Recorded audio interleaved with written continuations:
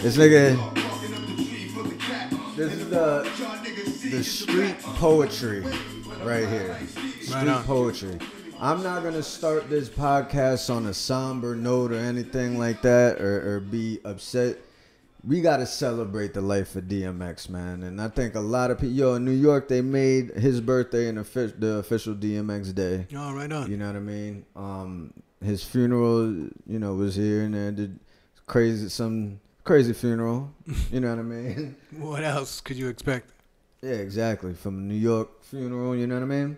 But yeah, and then his burial, and but I think he's just definitely in a better place. And seeing all these little videos and everything, it's like, damn, we definitely did lose an icon out here in these streets. Well, and you can tell that he enjoyed his life. Yeah. I mean, what's even crazy about it, he got to say his piece. He got to, say goodbye to everybody. Everybody got to give him his roses, you know what I'm saying? Right. But seeing all my friends out there in New York, you know what I mean, post the pictures out there, at the celebration of life and everything. I was like, man, wish I could have been there. You know what I mean? But I mean, it is what it is. It's pretty dope. It's weird because this week we lost Shock G. He's the one who found Tupac. You know what I mean? And then Black Rob died right after Tupac. I didn't realize how much I listened to Black Rob. You don't know Black Rob. You wouldn't know him, but yeah, it's like I never knew how much I really listened to him in his first album when it came out. It's pretty. Nick had to remind you. Yeah, remind me. I was like, oh wow, I really did rock with him like that. You know what I mean? But yeah, it's like now, it's like somebody said the other day that this is the age where our legends and shit, they're all going. They're starting to go. They're starting to go. You know what I mean? So this is. I always wondered about that point if I would live to see my favorites go, you know what I'm saying? And so looks like that's, I don't know. Anyway, like I said, not to start this shit crazy, but rest in peace, you know what I'm saying, to my mans up there, you know what I'm saying? Shout out New York, everybody, the Rough Riders. This is another episode of Making Noise in the Kitchen. I am your boy Carlo Banger, aka Don Perignon. And I am Uncle Mario, aka the Senator. Yaza. Wagwan, my youth. Wagwan. What's been going on? Ooh, lots been going interpretation on. Right there. You lost me now. Yeah, he's like, Wagwan, what the hell is Wagwan? Lots been going on, man. We had the president speak last night, and there was a lot going on with that. And then for all 15 hours of it. It wasn't bad. It was about an hour and a half, right? I don't know. I think I was in there for like an hour or for like an hour, and then I was like, enough. I heard enough. Plus, we saw his history being made. Oh, because the two women on the stage. Yeah, that was tight. Yeah, they were getting up like a mug. They were getting up. Everything. Yeah, right. They wanted to be seen. Hey, I gotta give it to Buddy though. Like to the president. Excuse me. I gotta give it to the president. He had a good. He had a good speech. He wasn't fumbling. He fumbled once. So I don't know. Maybe they got him on some medication or something. I don't know. Yikes! You scared me. Oh Lord! I mean, coño. No, he's on a roll. He seems to be on a roll. And, yeah, he said what, $15 an hour for everybody. Yeah. See, he's getting to things. You just look at this nigga getting excited. Look at him. You just gotta give the brother some space. He even said that the COVID-19 bill to stop Chinese hate. Oriental hate. Yeah. And they need to come out with a Derek Chauvin relief bill for black people. Well, that's what they're working on. Yeah, hopefully. Look at the spokesman already. I don't. Hopefully. Listen, I don't know details. That's why I really can't get into it. But I know they're working on it. And I know both the Republicans and the Democrats are working on it. He stated something last night where he said, that what was this?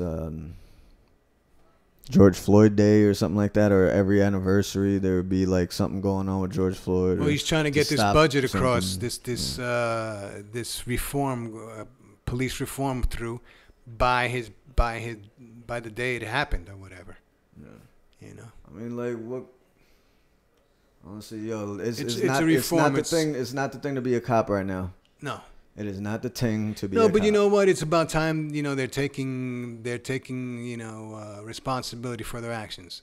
You know, I mean, you know what they're training. You know what they're training officers today in what technique, in how to get your partner off somebody or calm the situation down with your partner if you see your partner getting too carried away. You know? That's like new. Of course, it's like a new thing that they have to implement in training because of just to protect themselves. It's like an insurance. Well, and the whole thing about before you weren't you wouldn't be able to sue a cop.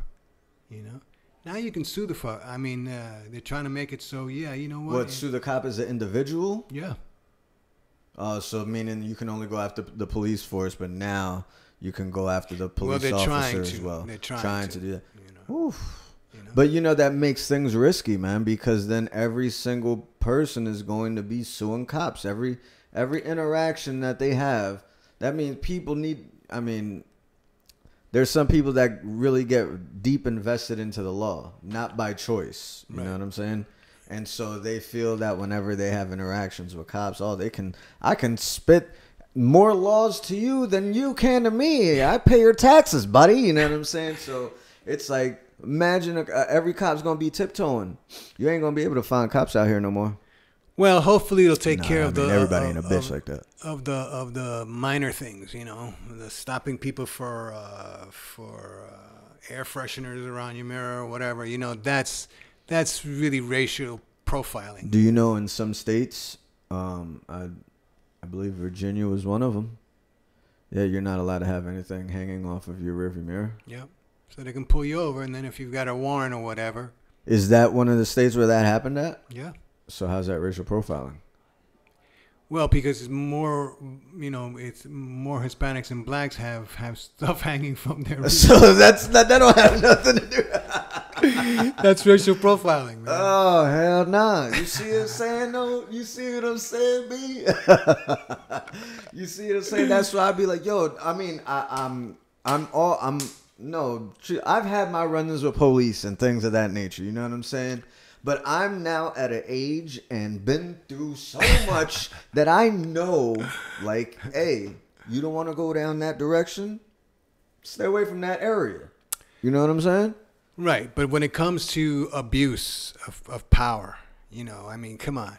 It runs rampant. And why? Because they got the blue shield over them.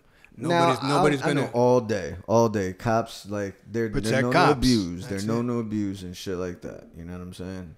But there's different situations. I just want to know the facts surrounding everything of what's going on for the situation at hand. You know what I'm saying? Well, they're working on it. They're working on it. Straight up, like, I've known niggas that gotten pulled over because of shit on they rearview mirror. And then it turned into a regular. It started off a regular pullover, and then now these niggas is doing years for possession and shit like that. Exactly. And so you know what I'm saying. And these are white boys too. So yeah, well, you know what I'm saying. So it's like there's situations, but yeah, I mean it's crazy. But no, there's no reason to die for none of this shit. You know what I mean? But man, this is gonna make things way worse than what it is. Well, police gonna start going crazy on our asses. Police are already going crazy on your asses. Yeah, but just like they're gonna start like their own, like they've already had this clique, but like man, just like West Side Story kind of shit. You know what I'm saying? Now it's gonna be the Jets versus, you know what I mean? Crackers versus the damn. Well, I think systematic racism has been running rampant forever, and it's not going to be changed overnight. That's for sure. But at least, you know what? Hold people responsible for their actions. That's all you can do at the bottom line, Straight up. Why you change the system. Straight up. You know what's crazy is your boy Biden had like a good night last night and everything, speaking. And then right after he was done speaking, this shit came out. CNN has now confirmed developments that were first reported earlier this hour by the New York Times, and they are huge. I know. First off, it started off with CNN has now confirmed. Calm down. There's a lot of other sources too. Investigators served a search warrant today at former Trump attorney Rudy Giuliani's New York City apartment and potentially seized electronic devices belonging to the former New York City mayor and Trump confidant. Woo! Oh yeah, Biden had a good night speaking, and then all of a sudden the feds is busting down these niggas' doors. Do you think he did it to where he was like, all right, we gonna relax, we gonna, you know what I mean, let everybody calm down and make this speech look all gangsta out here, and then we gonna kill all them niggas. Imagine that.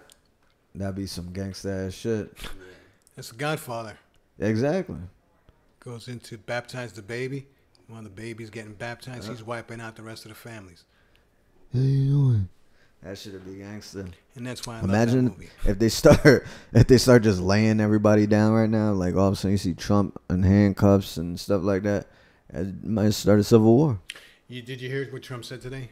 Nah. He said that 2008, the next election? Oh, 28 or something like that? Yeah, 2008 or whatever. So whatever the fuck. Yeah, exactly. The next presidential election. He's going to go with DeSantis as his running mate. With who? DeSantis, you know, the governor. Oh my god. I fucking can't stand that guy. Thank you. I cannot stand that guy. I really can't. Yeah, he's got a bit of a chip on his shoulder. He was at the UFC event this weekend talking to all the fighters this past weekend and all that shit. I saw a clip of that, yeah. It's just such a jackass, yeah. But yeah, the last episode and shit, y'all saw the show, TPH was on, and I went to the show afterwards, and y'all saw the show, you know what I'm saying, dope turnout, you know what I mean? And so after that, you know what I'm saying, they came over here, and then we watched the fight and shit like that. So, yeah, we watched that whole fight, and Chris Weidman get his damn leg broken half and shit. That would have been the fight right there. Oh, man. Snap. Off. I rewatched it, and, like, yeah, it sounds like a baseball bat to a hardcore ball, like, not knocked out of the park. And then I found out that, so when the leg snapped and he landed on it, the bone went through the muscle and through his skin on the back. No. So now they're just making sure that he doesn't have any infections from there. But he went home. He's good to go now. Jesus Christ. Yeah. Man, oh man. They did the surgery. Surgery was successful. Like I said, I've watched the surgery plenty of times. Yeah. And they just cut right up here on the top of the knee, and then they drill through the bone and stick a rod down there, and then reconnect down there. And they were, I think it's tibula and fibula were broken, but the tibula, I think, when they lined everything up, it just automatically fell in place. So they were like, all right, that's fine. You're at an age where you could just it'll heal by itself. Yeah. Let us say, yeah. Heal by itself. Yeah, man. Oof. He's gonna be down for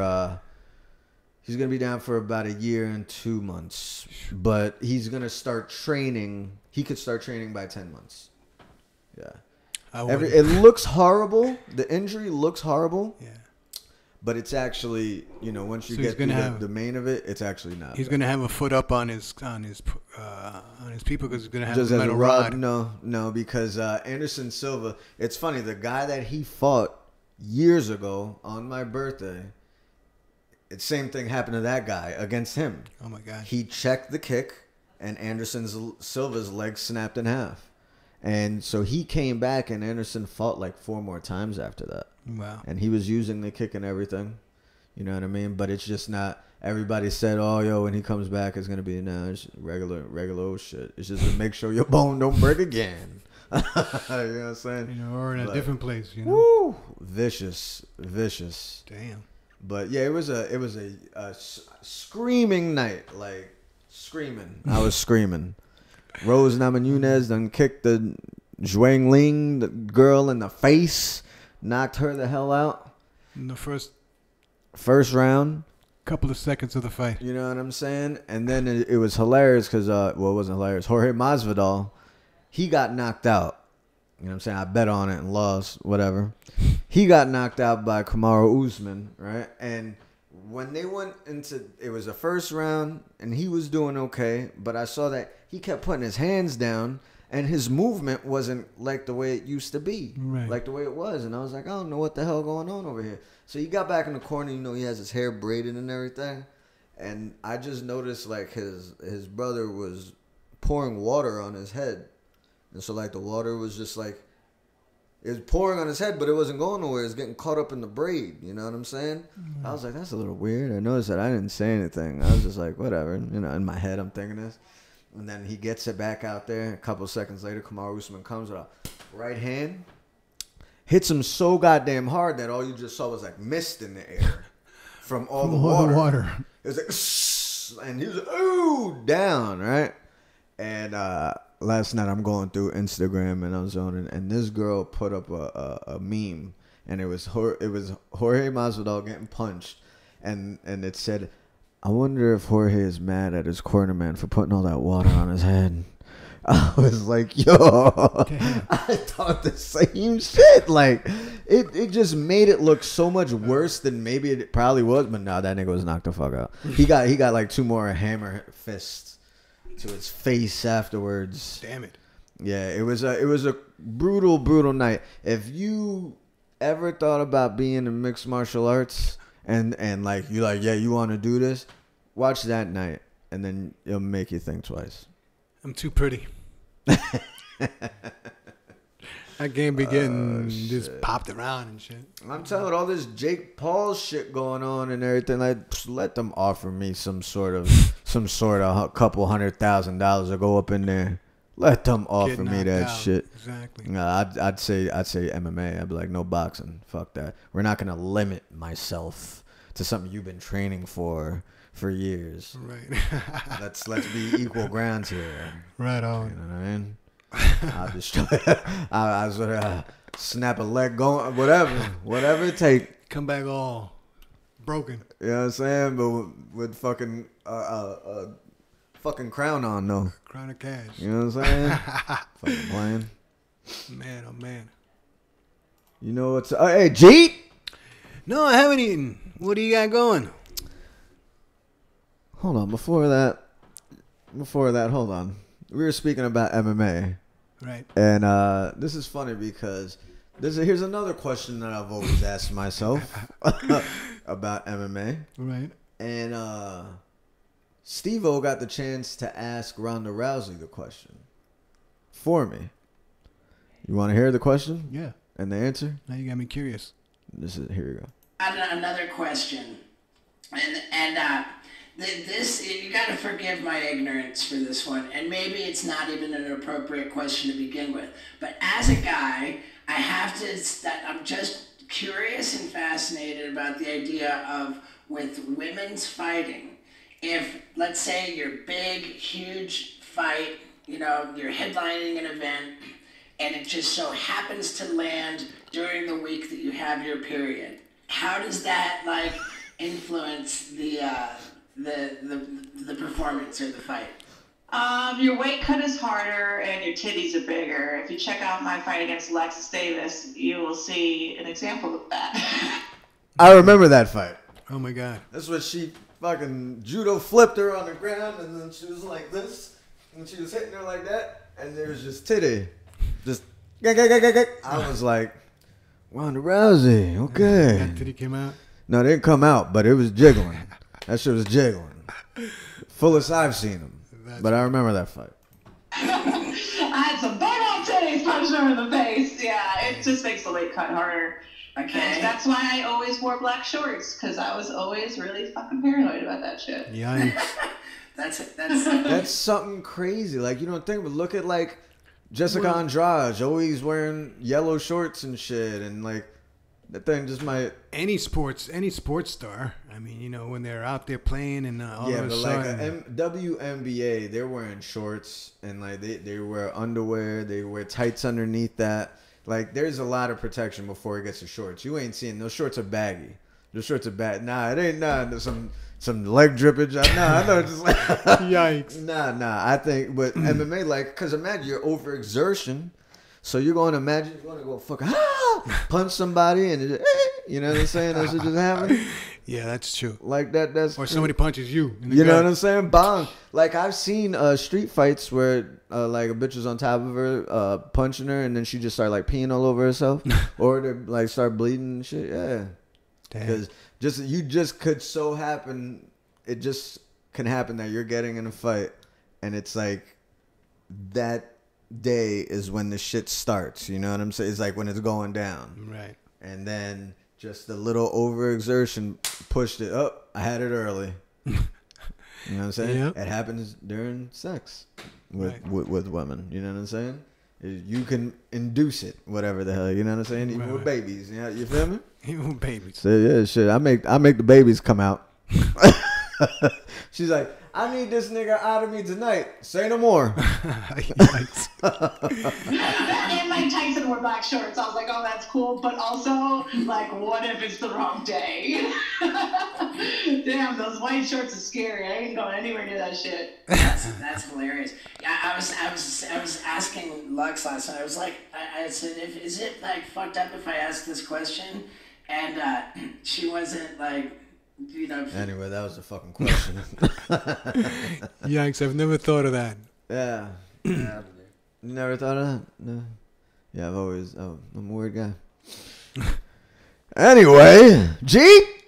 No, I haven't eaten. What's going on? What's on the menu? Well, tonight we're going to India. India been very good to me. Oh, that's racist. Oh, that is racist. I'm sorry. I'm sorry. India, we go to India. No. Shit. Nice. Yes, we're going to India today. For today, I had to do some schoolwork. You know what I mean? And all right. So today, what I am cooking, we've had lamb, of course, before on the show. Lamb meatballs, and the marinara sliders. Well, today we're eating kofta. Kofta. All right. So this is a lamb meatballs, but it's in like kind of like of a curry sauce, a curry, yeah. With some. I show everybody. I throw some pictures up, but basically it's you're shallow frying your meatballs, so you get a nice little brownness on them, and then you go and cook down some onions, ginger, and all that, and get it nice and fragrant with your seasonings, and then put some water with some flour. Well, flour first, cook off the flour, and then put some water. And then you're gonna you're gonna see it just thicken and be beautiful. That kofta, you know what I mean? Gravy. It's like a gravy. It's like almost like Swedish meatballs, Exactly. Indian Swedish That's what it meatballs, looks like. just big as hell. You know what I mean? Yeah. Well, pause. But like like nice sizes. Pause. You know what I'm saying? And then also, I made a thing called dal. Dal. D-A-L. Sounds Russian. Dal. Kofta dal. What you want to eat? Kofta dal. Definitely Russian.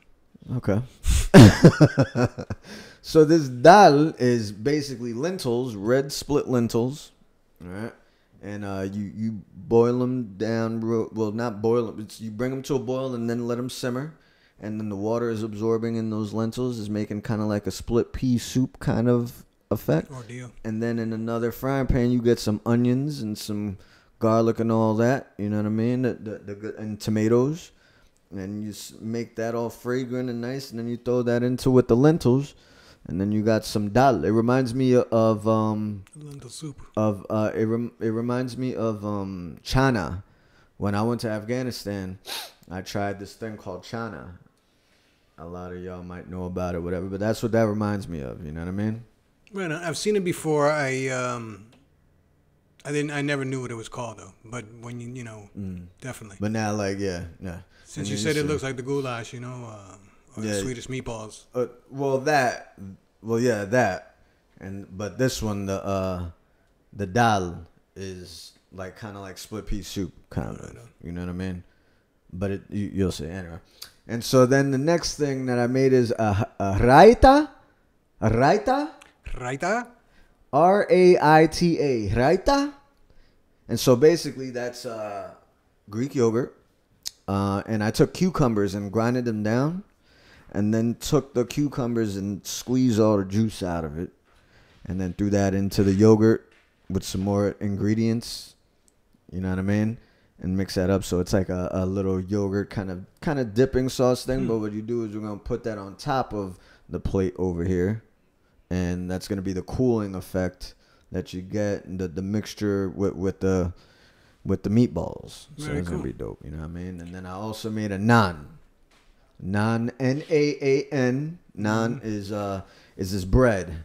It's a pita bread that it's friggin' amazing. I've had it in Afghanistan. We stopped convoys for the shit. They usually make it in like these little damn things where there's like looks almost like a chimney, and then there's a fire down on the bottom, and then they stick the naan to the side of the damn walls, and that's how When it that falls shit. off, it's ready.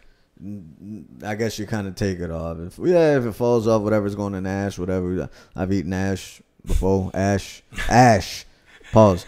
Anyway, so yeah, man, that shit is pretty good. And I made that shit tonight, and so I'm gonna make a quick little plate here.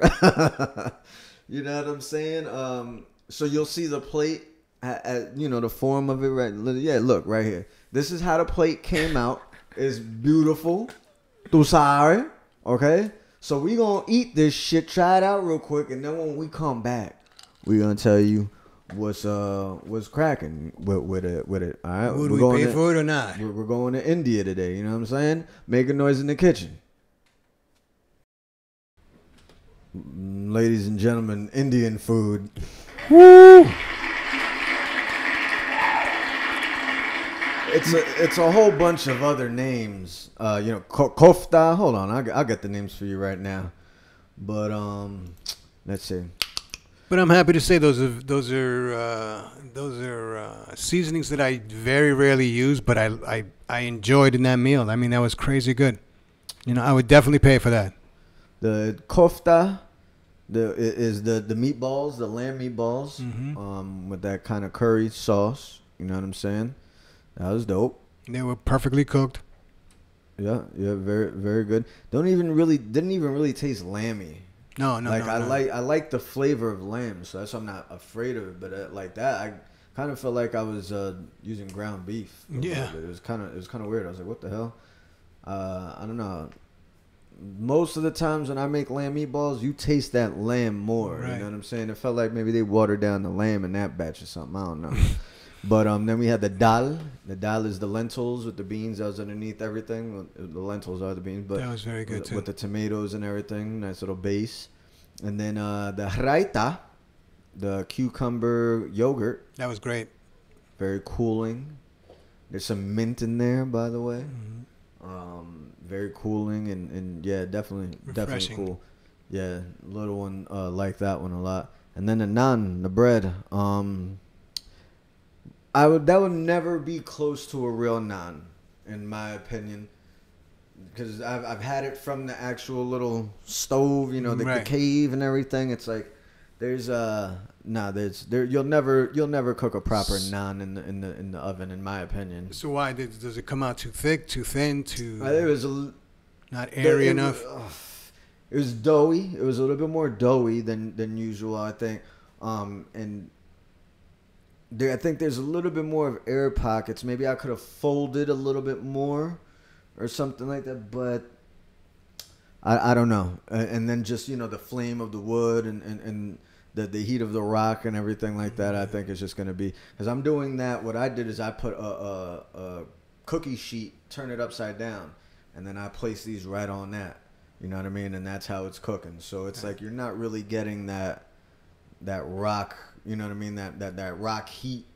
Right, I hear what you're saying. Even the smokiness of the oven, like itself. Yeah. It's I'd have to. That'd be crazy. Maybe I just create one of myself and just fucking make naan over here in the back of the crib. You know what I'm saying? Like, the hell's wrong with this guy? But anyway. No, but it was definitely crazy good. The meatballs were tender. The sauce. Beans in the bottom, just everything comes together, and it was fantastic. Gracias. I'd eat Indian food again. Yeah.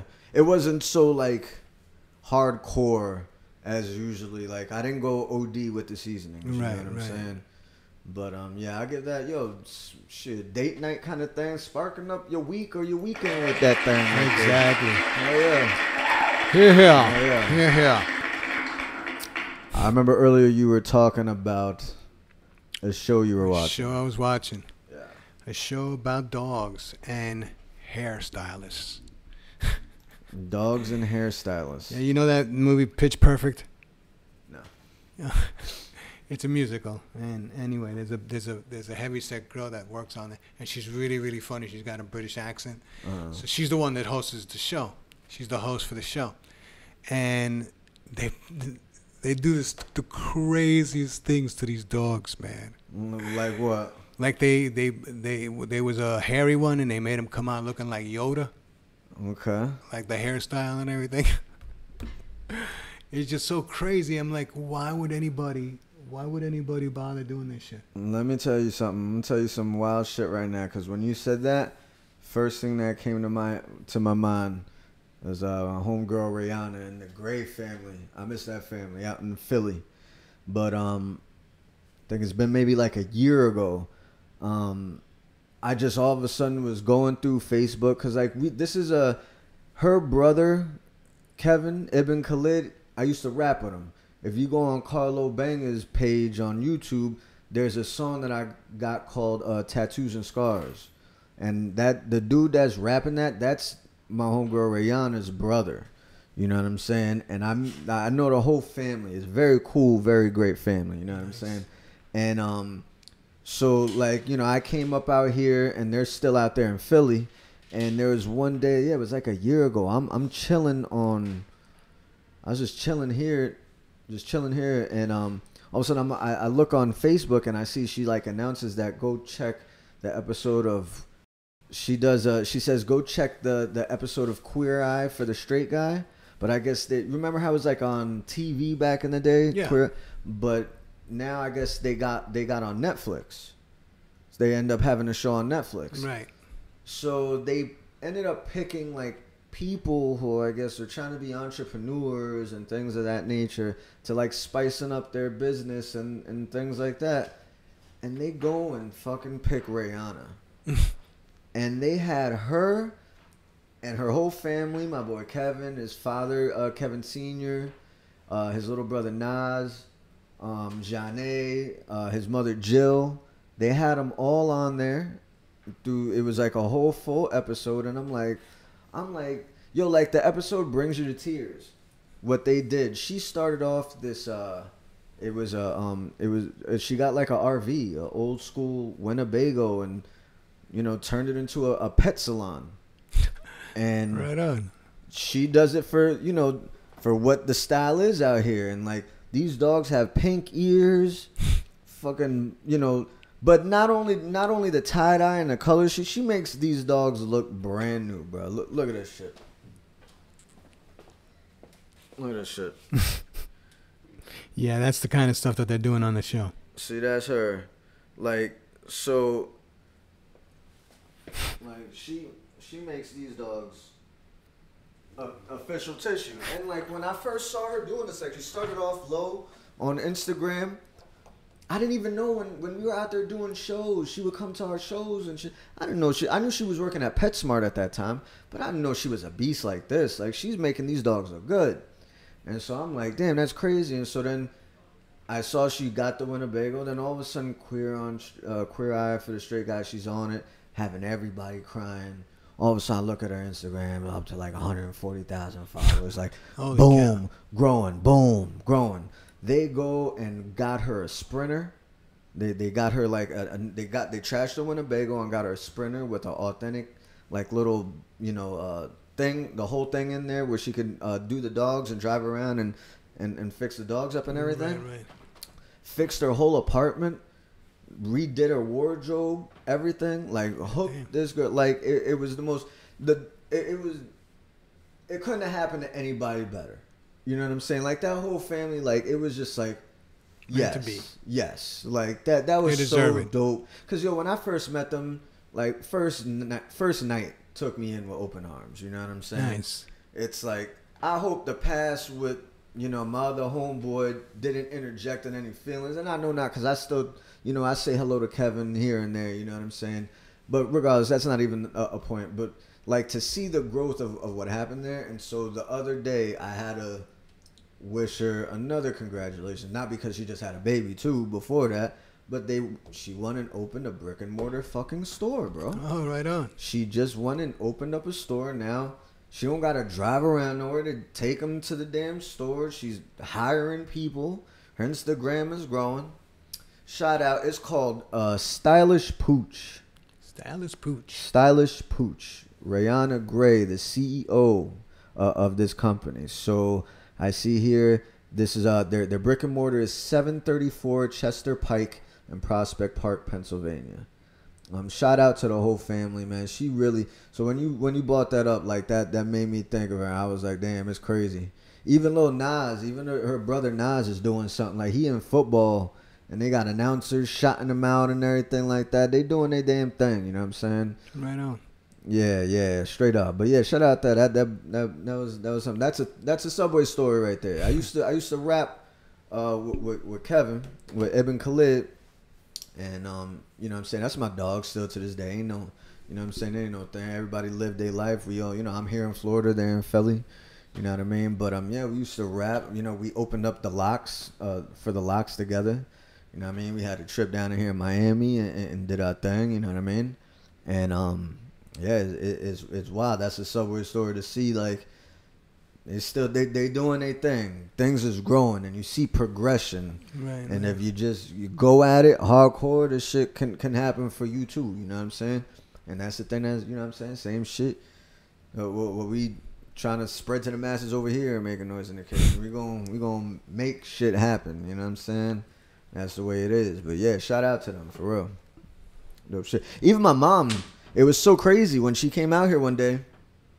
For some reason, she just decided to say, "You ever watch Queer Eye and the Straight Guy?" Or whatever the fuck it's called. And I was like, "Why are you asking me that?" And she goes, "Yo, I just saw this crazy story about this other day about some girl from up north. Like, you know, just starting from nothing, grooming dogs." And I was like, "You don't remember meeting?" Well, of course you're not going to remember. It was like 5 minutes. But I was like, "Yo, you met them before. That's Rihanna and them. Like, that's hilarious." Does she remember? She was like, "Are you fucking those people?" I'm like, "Yeah." It was the most craziest shit ever. Yeah, but you can see it on Netflix. Yeah, bugged out. Mm-hmm. So yeah, that's what they do on the show. They terrify these dogs, and all these poor dogs are going to need therapy afterwards. I mean, you know, it's hilarious, but oh, so it's a different type of show. They just fucking abusing they're in dogs? competition. They're in competition. Yeah, There's yeah. like three different groups. I think I've seen that. Yeah, and I wouldn't be surprised if this girl goes on one of those shows soon, like doing a competition, for sure. You know, for sure. But I'm like, dang. Some of them poor dogs, you'd be like, oh, poor guy. Oh my god. Poor guy. I remember, I think I applied for a job to work at like a dog center once where they sold puppies. When people looked at me like, "Get this nigger out of here." That shit was in Florida. They were like, "What the fuck?" I was like, he's hurting for a job. What the fuck is he doing coming over here? Yikes. But I would, that'd be cool and take time to. No, I mean, I wouldn't now, but I mean, you know, when I was young, I'd take time to work with dogs. But I'd be able to do it for a career, to work with dogs. Don't have that kind of patience. Well, I mean, you know, if you were... little nigga try biting me while I'm trying to comb his hair. I'm like, nigga, I'm doing you a solid. Trying to comb his hair? Unless you were the veterinarian. Yeah, I don't know how they do it either. They got the nurses holding the dog back. Yeah. The nurses the ones that are getting bit. You just go in and do your thing. Imagine somebody come in the door like a bull mastiff or one of them big old, those dogs that are just huge and look like killers. I showed you the picture of that one weekend. Yeah. Imagine you come in and be like, I need them checked out.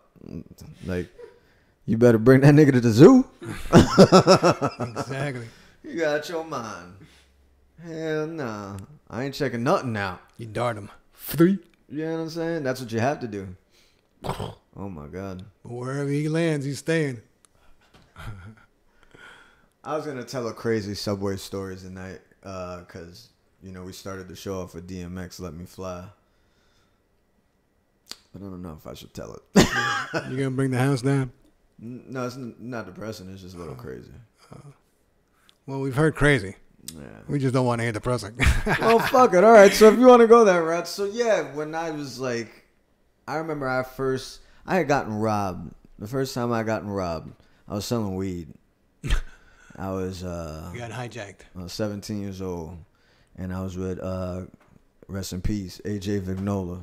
A car came up behind me, and the dudes who came out the car had beef with him. You know what I mean? And so I was like, damn. But of course, I'm in the car, so they gotta do what they gotta do. So they gotta rob me too. I just so happen to have the whole bomb. This is what, like, you're young, 17 years old. Who the fuck walks around with the whole thing? You just sold off a couple ounces and you got the whole wad in your pocket. I had the whole wad in my pocket. So they took that shit. And I was like, this is it.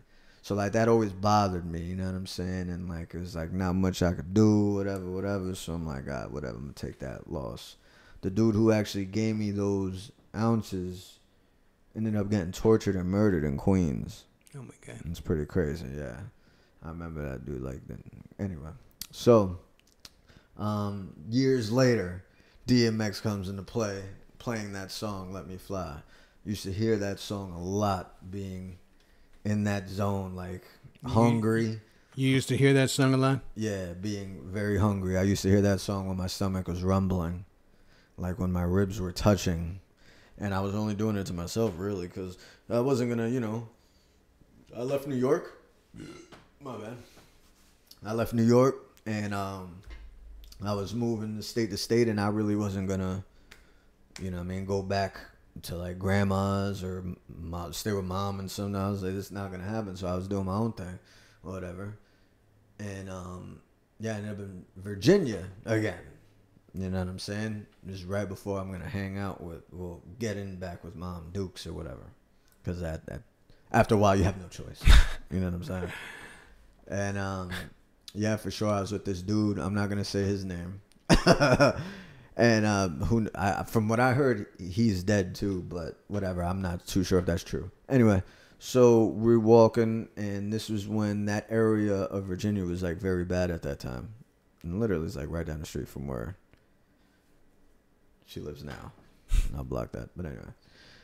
So we go, it's like 2, 3 in the morning, we walking, and like we stomach touching, and we were down and ready to do anything.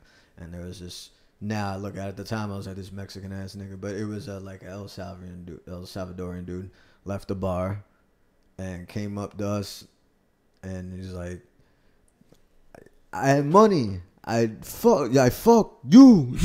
I fuck you. And we're like, what? And he's like, I have money, I fuck. And my boy was like, yo, nigga, start wilding. I was like, yo, calm your stupid ass down.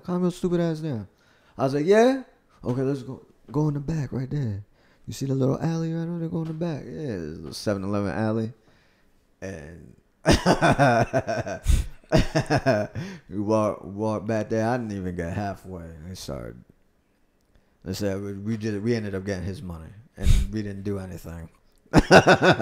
we beat the living daylights out of that nigga.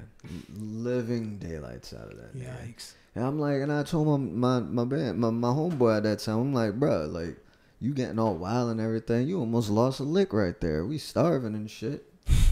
That's how I used to listen to DMX, yo. I used to, like, people used to listen to DMX to like work out and stuff like that. I listened to him for other reasons. Yikes.